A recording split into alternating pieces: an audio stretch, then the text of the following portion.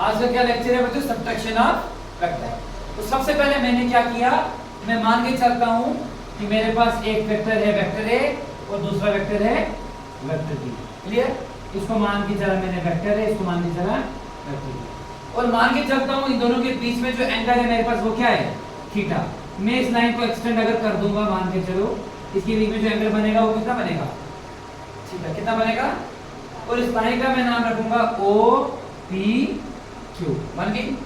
Second step में मैंने क्या काम किया, then the two vectors vector A and vector B, जैसे कि मैंने फिगर में नीचे बनाया, अगर मेरे पास ये वेक्टर ए है, अब मुझे सब्ट्रैक्शन की बात करनी है, तो मैंने वेक्टर बी को क्या कर दिया?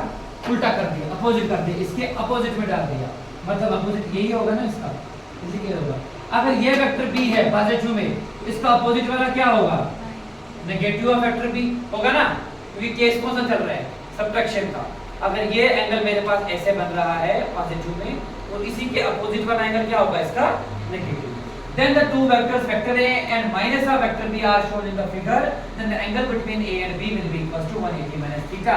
180 बच्चों, अब इस ये जो एंगल इसने बनाया है, ये इस लाइन के बाद ही बनाया है ना, तो आपको पता है कि स्ट्रेट लाइन पे एंगल कितना डिग्री होता है? 180। इसलिए मैंने 180 माइनस थीटा लिखा है, क्योंकि एक तो पूरी की पूरी लाइन में से थीटा को मैं माइनस करूंगा तो मुझे इससे वाला एंगल मिल जाएगा। इसलिए मैंने क्या यहाँ पर माना 180 माइनस थीटा। इसका क्या स्टेप 2 भी समझ आया? इसमें डायग्राम क्या बनेगी? वेक्टर ए तो ऐसे ही रहेगा, और जो वेक्टर बी था वो उसको मैंने अपोजिट में कर दिया। बात क्लियर? देखने की तरफ ध्यान मत दो, कैसे समझेंगे? दो। तीसरा, थर्ड क्या करूंगा मैं? Now place the tail of negative of vector B to the head of vector A. Tail किसकी?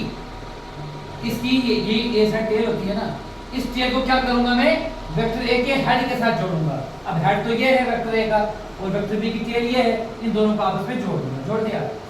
जब इसको मैंने जोड़ दिया तो मेरे पास मेरे को उसके बाद क्या करना है? ओ और क्यू को क्या कर दूंगा? ज्वाइन। इस वाली लाइन को भी और इस वाली लाइन को भी क्या कर दूंगा?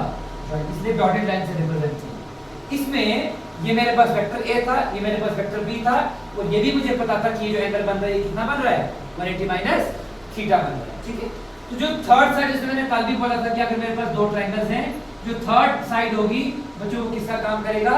रिजल्टेंट वेक्टर का। किसका? रिजल्टेंट वेक्टर का। तो आप मुझे बताओ इस केस में मेरे पास रिजल्टेंट वेक्टर क्या होगा? क्योंकि मैं दो वेक्टर की क्या कर रहा हूं? सब्ट्रैक्शन। मतलब वेक्टर ए को मुझे सब्ट्रैक्ट करना है किसके साथ?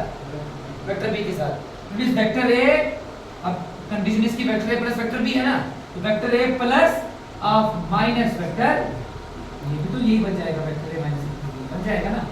इसी तरीके से क्या हो जाएगी इसकी? सब्ट्रैक्शन। क्लियर? थर्ड स्टेप समझा? इसी तरीके से फोर्थ स्टेप ट्रायंगल लॉ में मैंने क्या बोला था कि रिजल्टेंट वेक्टर किसके बराबर होता है? निकालते थे ना, तो ये रिजल्टेंट और डायरेक्शन, तो रिजल्टेंट वेक्टर किसके बराबर है? Under root of a square plus b square plus 2ab cos theta. अब यहां पे मैं थीटा की जगह क्या जोड़ दूंगा? 180 माइनस थीटा। ये तो ऐसे लिख दी इक्वेशन कि ट्रायंगल लॉ के अकॉर्डिंग अगर देखा जाए इसको, तो क्या ऐसे रिजल्टेंट वेक्टर होता है? और अगर डायरेक्शन के अकॉर्डिंग देखा जाए, तो tan बीटा के अकॉर्डिंग देखा जाए, कंडीशन सारी सेम रहेगी, बट खाली थीटा की जगह क्या चेंज होगा? ये वाला एंगल चेंज होगा। तो b sin थीटा का होगा, तो b sin थीटा की जगह 180 माइनस थीटा, और अपॉन में होता था a plus b cos theta, theta की जगह 180 माइनस थीटा। क्या ये दोनों चीजें सेम रखी मैंने? खाली थीटा में तो डिफरेंस लाया ना। क्लियर? समझ आया? तो ये क्या थी इसकी स्टेटमेंट थी, किसकी? Subtraction of. ऐसा ही केस एडिशन ऑफ वेक्टर है, इसमें हम दोनों बच्चों को आपस में क्या करेंगे? ऐड करेंगे और अपने रिजल्ट सामने आएंगे। क्लियर होगी समझ में? क्या किया दोबारा से बताओ।